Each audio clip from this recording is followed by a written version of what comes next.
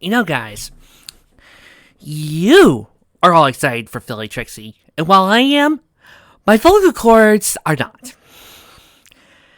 Because remember, I do these high-pitched voices without vocal effects. Yeah, I'm 35 and I could do that. What's wrong with me? Oh, don't mind the cheering outside the studio. Trixie just found out that David Tennant is playing a role on Legend of Vox Machina, and considering that we're all giant Doctor Who nerds in here in the studio, she is happy. She does remember that the voice of the evil one is also playing Delilah. Yes, Zilla is Delilah. That makes me happy. Chapter 7, Fun and Games. Trixie stared at the three fillies, jaw almost to the floor. So, the story that inspired Trixie's act that earned her key mark was about your grandmother? Trixie asked Apple Bloom, eyes wide with shock. Apple Bloom nodded nervously. Oh yeah, that sounds about right. And that means Trixie publicly humiliated the granddaughter of the one who's indirectly responsible for her king mark? Yeah, you could see that, said Sleepy Bell, only to be elbowed by Scootaloo. Trixie lowered her head and pinned her ears, looking miserable all of a sudden. Now look, it ain't your fault. You didn't know, said Apple Bloom, trying to comfort the mayor-turned-filly. But Trixie shouldn't have done it at all. Yeah, you're probably right. But is Applejack sent to your palazzo? Asked Apple Bloom, a little surprised to see Trixie acting this way. She recognized the way the unicorn was holding herself. It was how Full acted when he expected to be punished for something.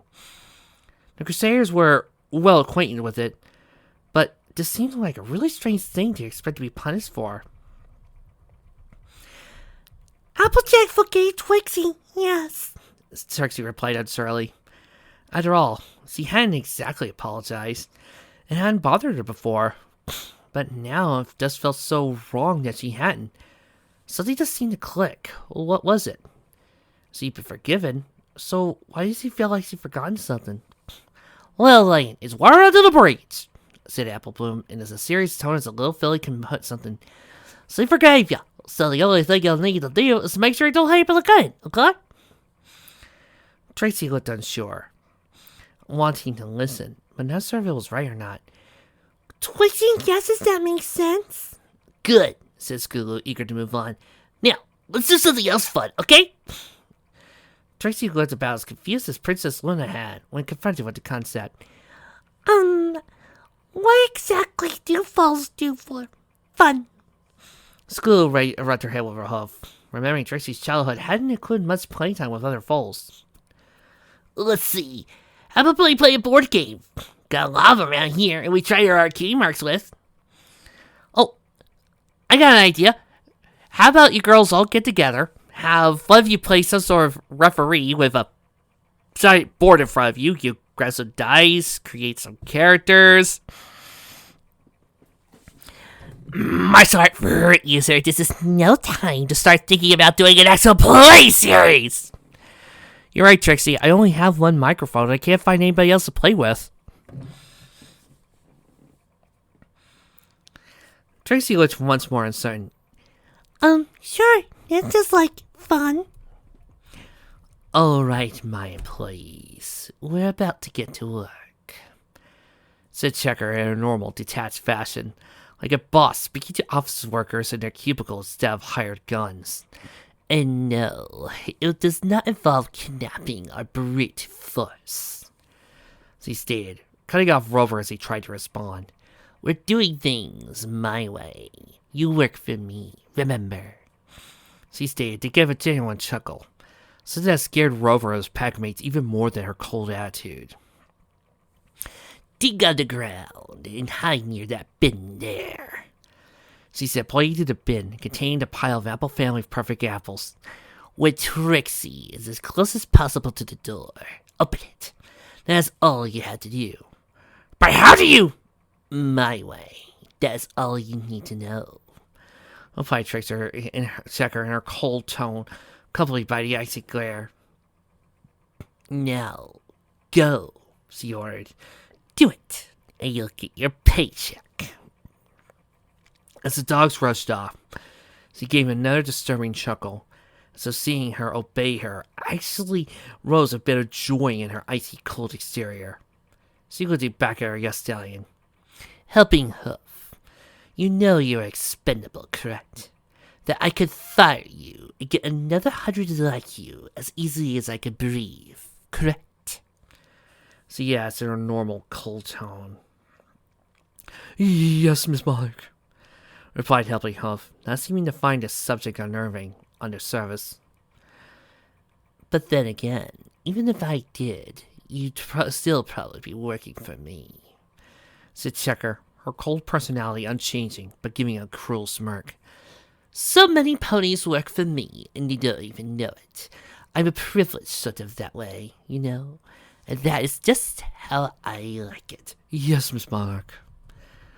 Checker turned away, watching the apples and their friends on one side, specifically Rainbow Dash, then looking back to the Diamond Dogs. There are two types in this world, or so you're told. The strong who only care for themselves and no other. The weak who treat everyone like their brother. But what you won't find in saying of old is one who is above all the rest.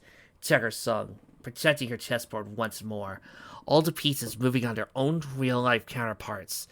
Her singing was rather like a dance in pitch and tone, but had a bit of passion in it, since she was the subject. That is the place I do not belong. There is the place I do belong. She who controls both the weak and strong.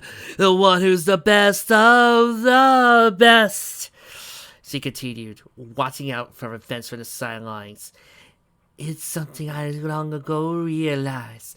Just something I've always possessed. To me, the world is just my own game of chess. At least it's through my eyes. Sung Checker, looking at her little chessboard as she did so, moving the pieces this way and that with their real-life counterparts. I discovered this talent when I was just a filly. How easy it was to make my puppets dance. I point their way and away they prance. How do I do it? It's quite simple, really.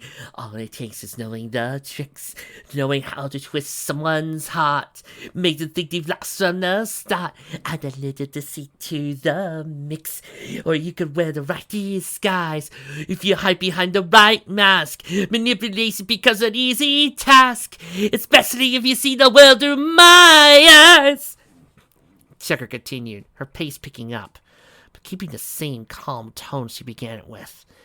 She was watching Applejack closely, her and Rainbow Dash, analyzing their every movement. Rainbow Dash was running on the treadmill with Big Mac to powder the cider maker, and Applejack was bucking trees for apples, facing the opposite direction as Rainbow Dash.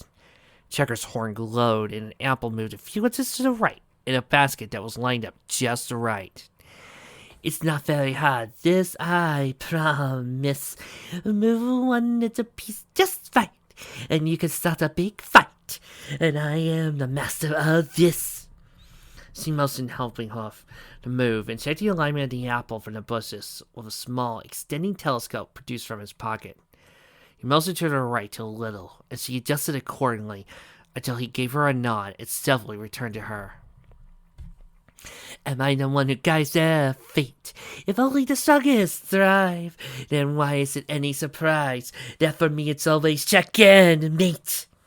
Right as Applejack bucked again, Checker's horn glowed and Applejack's front hooves did the same, slipping and causing her to miss. Checker's magic slowly guided her hind legs right into the apple, launching it so it slanted to Rainbow's flank, throwing her off balance and making her trip.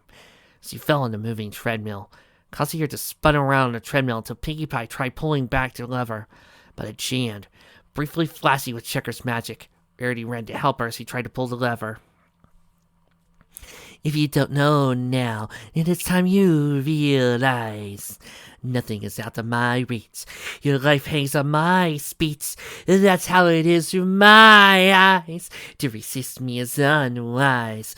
So set a spec and relax. There's no need for you to tax. Just look at the world. Checker sung, never changing from the soft, dance-like pace she used as she released her magic hold, allowing Piggy to pull the brake at the right moment, launching Rainbow out of the treadmill right to Applejack as the Earth Pony ran to help her friend. Through my eyes, finished Checker, giving a cruel, cold smirk. You see, folks, you watch my channel? I actually tried to put effort into singing these songs. Rainbow snarled as she stood up, already not in the best of moods from her lack of sleep at Trixie's presence in Ponyville. What's the big idea hitting me with an apple? She yelled at AJ. Applejack gave a growl. You think I did that on purpose? She replied, looking rather insulted by the assumption. Checker looked at her chessboard, moved the pieces for Rainbow and Applejack so they faced each other. They gave a thoughtful look.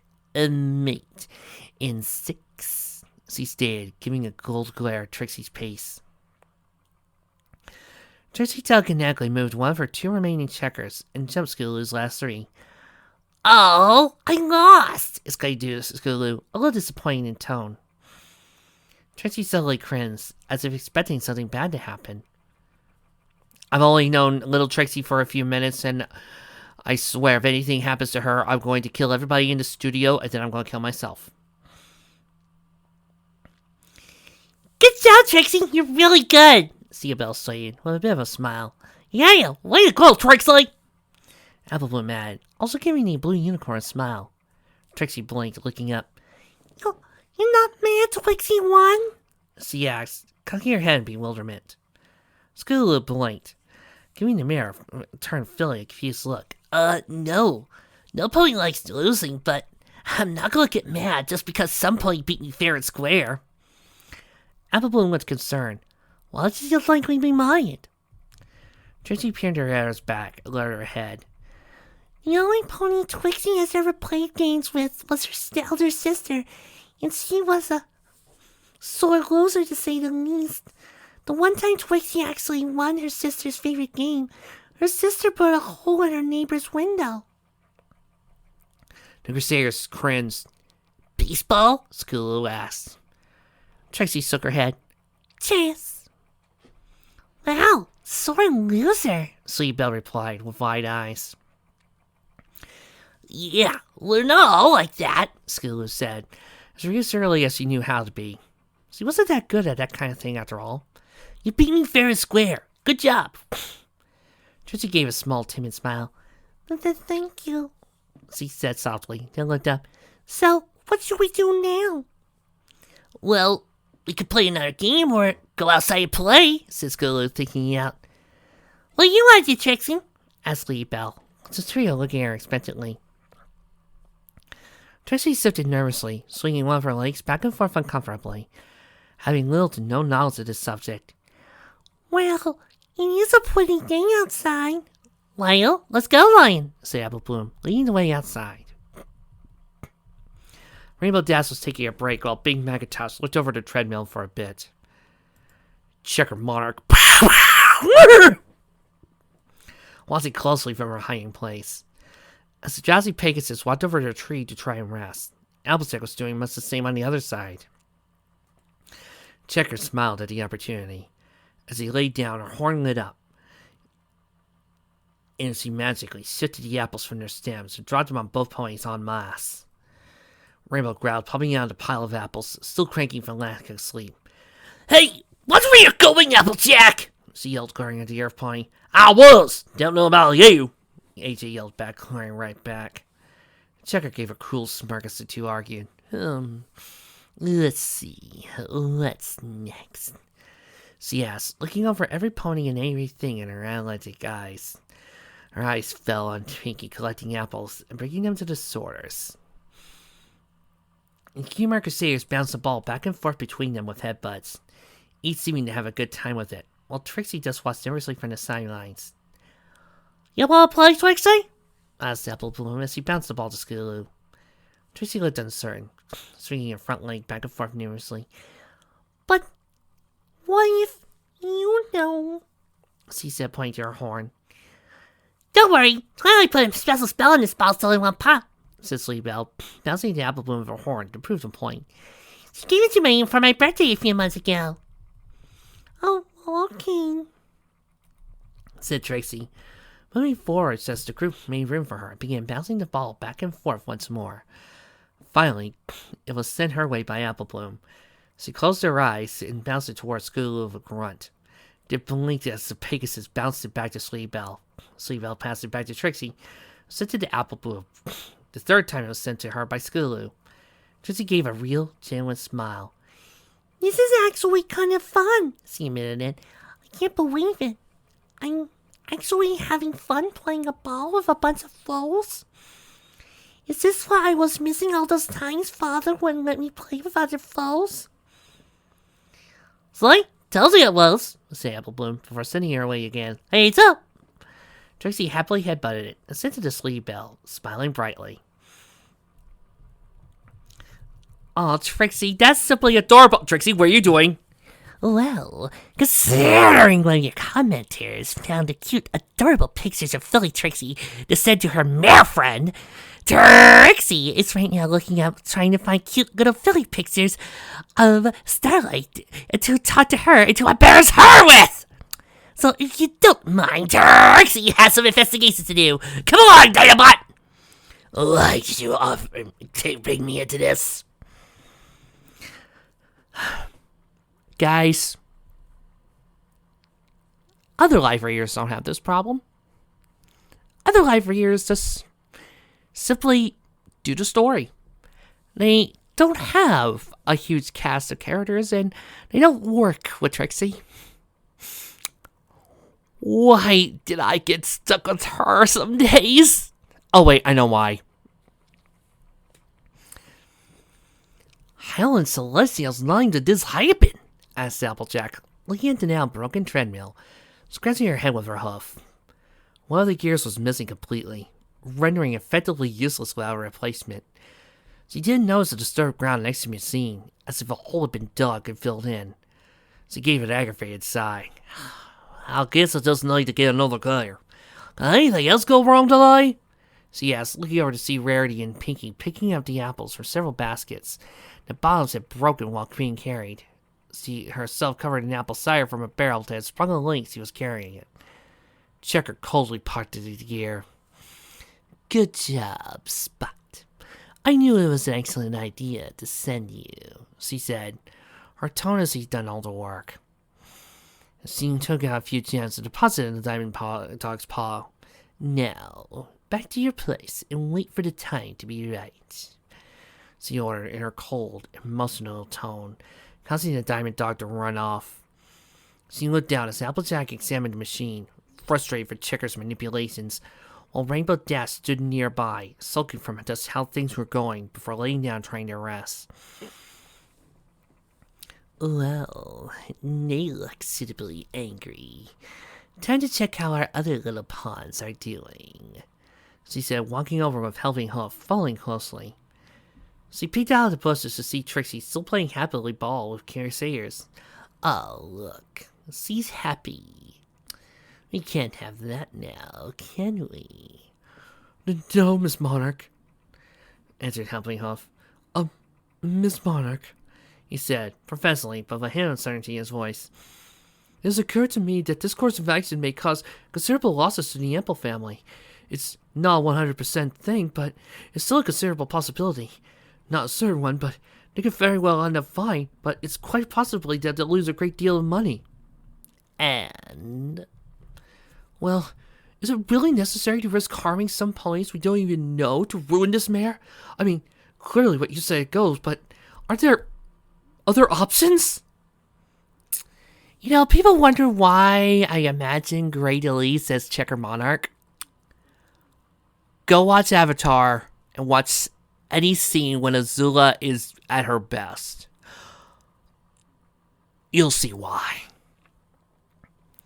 Checker gave him a look of someone consulting someone about business decision. And there is a benefit to me if I choose not to make this move. Does pursuing this course of action harm me or my company in any way? Well, no, Miss Monarch. Then why should it concern me?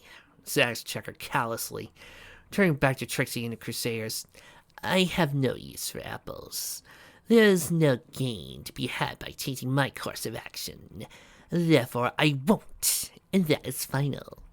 She stated in an absolutely cold, detached voice, even more than normal. Understood. Yes, Miss Monarch.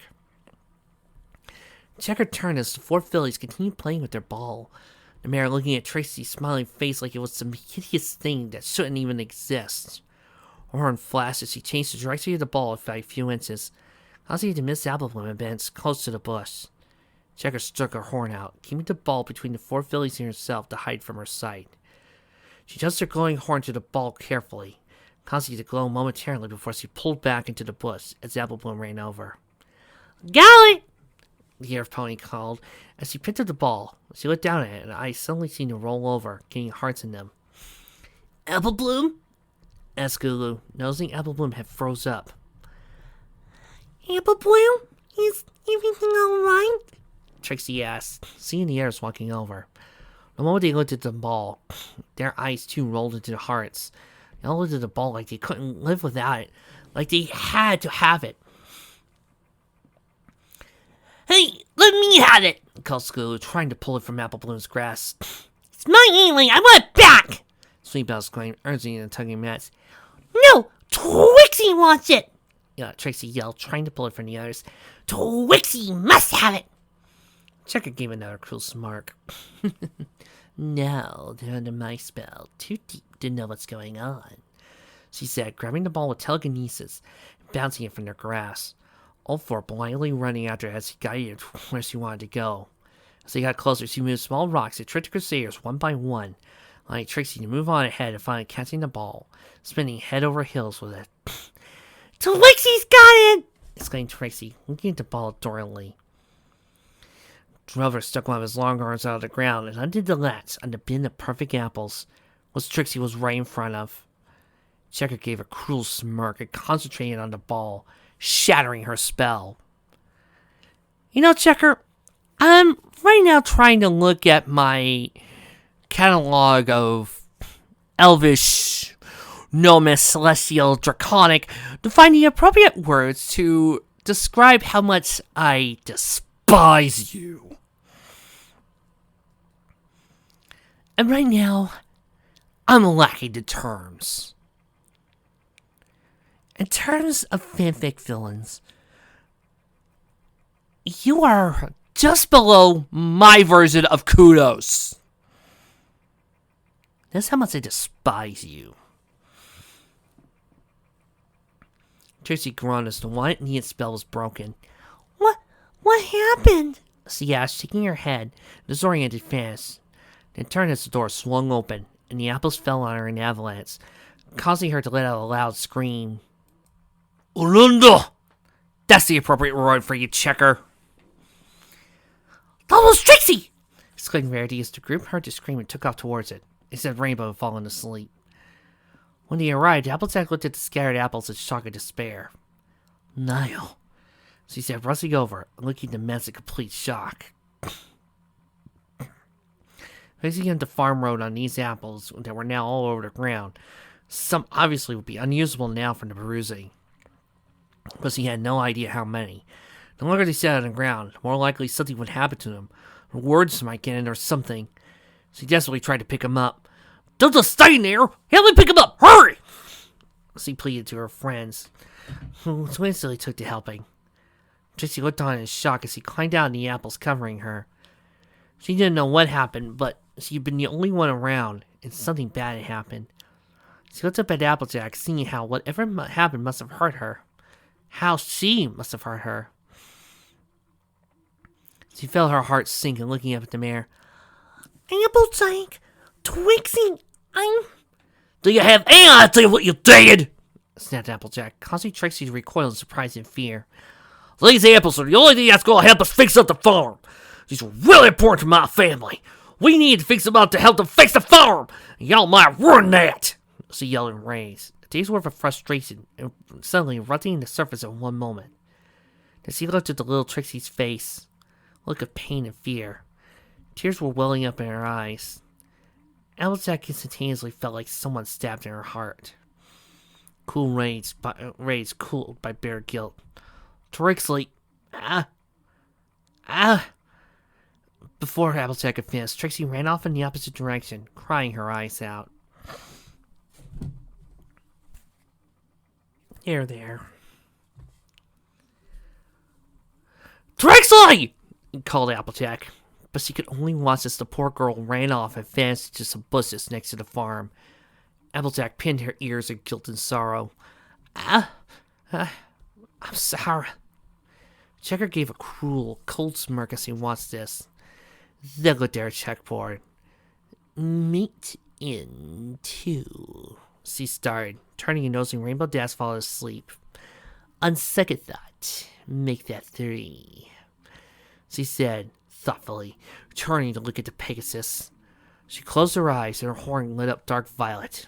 Almost instantly, Rainbow began to contort in fear as she slept. Rainbow Dash stood, looking at her friends who were all sobbing, sitting on street corners begging for money, looking like homeless mares no better than Trixie had looked when Twilight found her. What happened? Who did this? Asked Rainbow, looking at the scene in horror, finding herself in the same fashion as her friends when she looked upon herself. She felt rage, sorrow, and pain fill her mind. That would be Trixie, said Trixie's voice, almost proudly. Rainbow turned to see Trixie, dressed in fine clothing, in an extremely fancy chariot. You! Yelled Rainbow Dash, glaring daggers at Trixie. Yes! It was Trixie! Rainbow Crash! Said Trixie, giving a chuckle as he opened the door telekinetically, horn glowing dark violet. Rainbow couldn't put her off on it, but Trixie's eyes seemed wrong. Just wrong. She just couldn't describe what it was. Trixie tricked your friends into giving her everything. Well, some of them. Others she just took great satisfaction in ruining in every way she could. You were all so gullible. You really believed all those lies Trixie told you to earn your sympathy. Pathetic. Rainbow looked up at her in anger, staring daggers through her as the mare laughed. No, Trixie has a show to put on. You're going to be the star, said Trixie, giving a cold, sadistic smirk. Ready for the spotlight, Rainbow Crash. Checker opened her eyes as Rainbow sprouted awake with a shout a few minutes later and looked around in a panic. Checker turned to Helping Hoof and returning Diamond Dogs. She husked them until Rainbow regained her wits and noticed she had been left behind, ran out to find the others. All right, speak, Checker said calmly, ignoring the fact she could admit it as a large floated count of gems out of her pocket, driven her over. Good job. I knew it was the bright idea to hire you, she stated, as always sounding more like bragging than praise. Rover opened the pouch and looked at the gems eagerly, but then looked at Chirker with uncertainty. What'd you do to Pony? He asked, seeing her do the right thing the night before, but not understanding it, and as he scared the Diamond Dog for reasons he didn't know. Oh, it was just a dream infiltration spell used by psychiatrist ponies to better analyze the dreams of their patients. Psychology is a major part of business and manipulation, both of which are my forte, so it falls within my realm of expertise. Explained Checker, not seeming all that interested in it, more like speaking about a trivial note. Rover and the Diamond Dogs all gave her a shocked look, even their simple minds unable to understand what she said, but none of them spoke. Of course, unless you're a licensed therapist, using it at all, let alone on some pony without their permission, is highly illegal. At least it is if you get caught. Not that any pony would believe your word over mine. And of course things would end messy for you if you did. This is why naturally I'm telling you this. Now come, let us go watch the fireworks, she said in a plain, uninterested tone as she led them on.